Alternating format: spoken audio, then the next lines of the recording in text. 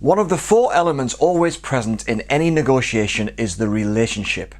The others are the substance of the negotiation, the process to be deployed, and time.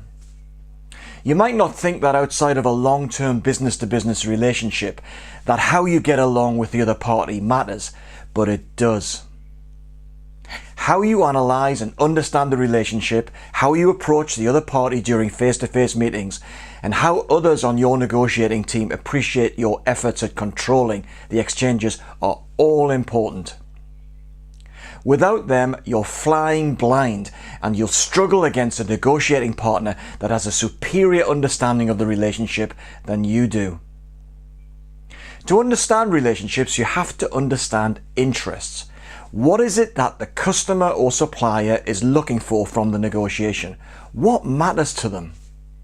Even though I frequently get salespeople complaining that their customer, usually the professional buyer, is only interested in price, this just isn't the case.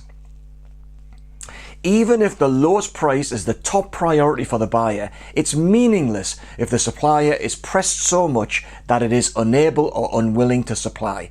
So there are always at least several interests in play, all of which represent a potential source of value to them. Value to be gained or value that may be lost.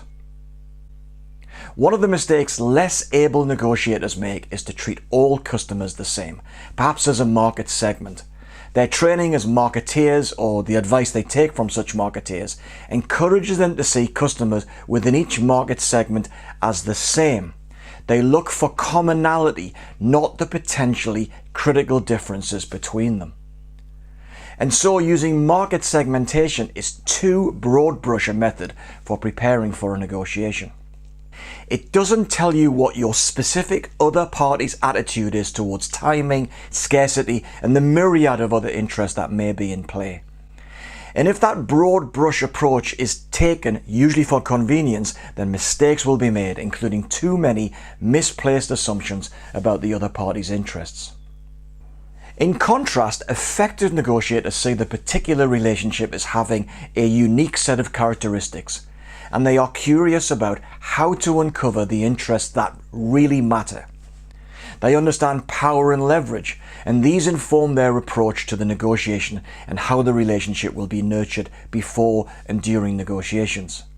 They seek to understand how the other party is doing in hitting key performance targets, like sales numbers if we're talking about suppliers, or savings if it's procurement they're negotiating with.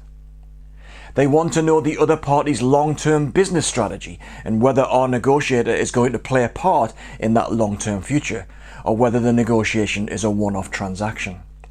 Moreover, competent negotiators allocate time for analysing the relationship. They recognise that a superior understanding of the relationship brings advantages during the negotiations, and even more importantly, they appreciate that success in negotiations often comes down to shaping the expectations of the other party in advance of the formal negotiation sessions.